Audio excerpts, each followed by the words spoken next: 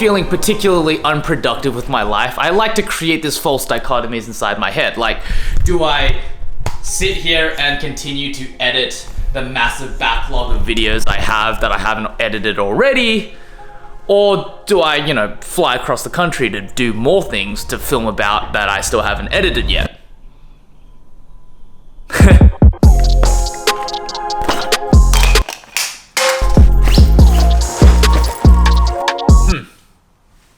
Maybe overpacked. I know it's kind of instantaneous when you watch it back in the vlog. That literally took me like 2 hours. Okay, I believe I have everything. How do you guys like my hat? You know? Decided that I'm going to be open to the idea of being a hat guy. It is properly pouring right now. As a preface to this, I am aware that this is a outrageously, disgustingly privileged complaint to have. But alright, extended world travel. This is kind of what it feels like. When you're in the midst of it, it is a fatigue like nothing else. There is nothing quite like jumping time zones, surviving off airplane food, airplane sleep, moving from place to place, not really knowing where you are, being jet lagged out of your mind, and doing that on a continuous basis. It's a level of fatigue and tiredness that is quite unusual. It's a process so unpleasant that when you finally stop and get rooted back in a single place, you promise yourself, you know what, when I get back home, I'm staying put. Then you fast forward to like 2 weeks, 3 weeks, a month back at home, and then you're like, things are kind of boring now. I kind of wish I was like exploring a new place or doing something new. And then you board the plane and then the cycle ensues. I've made the same loop a couple times, but you know, hey, you know, so every now and then I just like to repeat the mistakes just to make sure. Oh my goodness. It's like pouring rain. Ugh. Hello.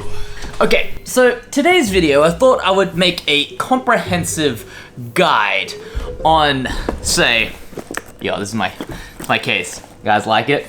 Okay, on big yo-yos versus small yo-yos. For the first half of this trip, we're gonna be using small.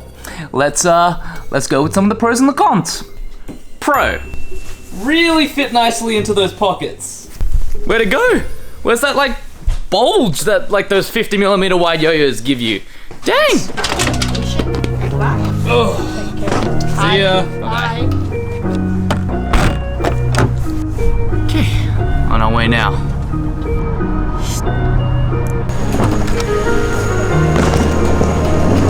Alright.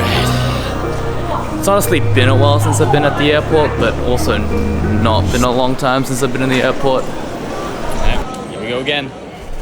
Pro, helps you hone your tricks. It might have been Crystalita. He was like, he likes to just do his competition tricks, just randomly, just mindlessly, and that in itself is a form of practice. Now, you can do that with your competition yo-yo, or you can do that with a slightly smaller yo-yo, and it has like a added boost. Okay, so from here to here, backstring, alright? And then you can,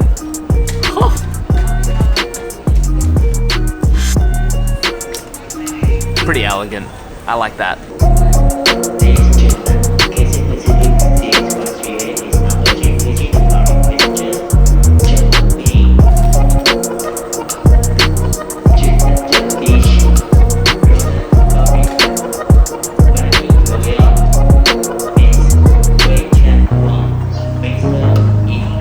Con, really small, really hard to catch. Really struggling to land tricks right now. Alright, we're entering here. Boarding the flight now.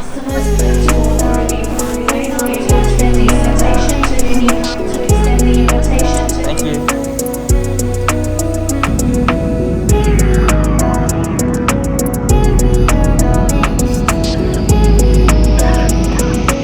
Been on this flight for basically 9 hours. Landing in about 48 minutes. That's an 8. Almost landing. Welcome to Daniel K. Hanoi Airport in Honolulu, Hawaii. Okay, we're in Hawaii. So I'm currently in Hawaii for a layover. Trying to find the actual terminal now. Okay, so it has occurred to me, I haven't yet kind of explained where it is I'm ultimately going. I'm actually not sure how much I'm supposed to reveal at this point, but anyway, big yo-yos. Let's pull this one out. Pros and cons. Con. Not as inconspicuous as the small yo-yo, but you know. All right. Los Angeles. That is where we are going. But that flight is not until about like 3. Well, I'm board at 2:55, and it is currently 11 a.m. Like, quite a bit of time to kill.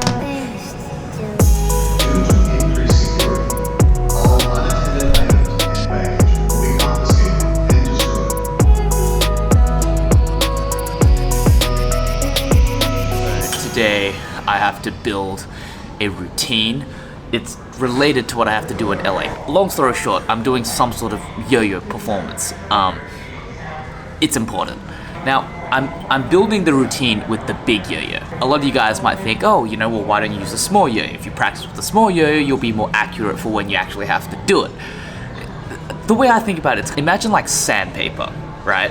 If you have something that's like really rough and you like really need to get it smooth, you use like the rough sandpaper first.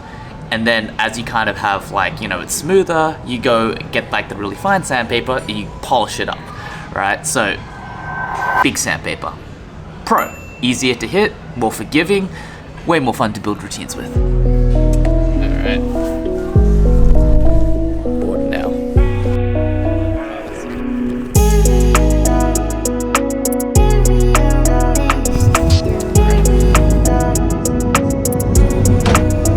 All right, second flight.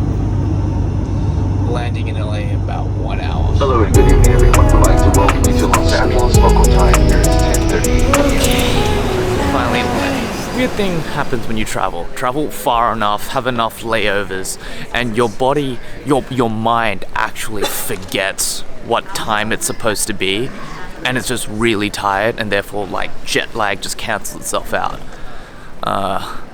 It's kind of the position I'm in right now, but I've actually got a pretty busy night. I can't even read that. Where did you place? Here, you gotta work.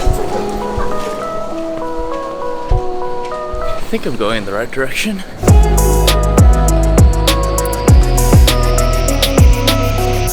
Set up that entire shot, missed the yellow suitcase.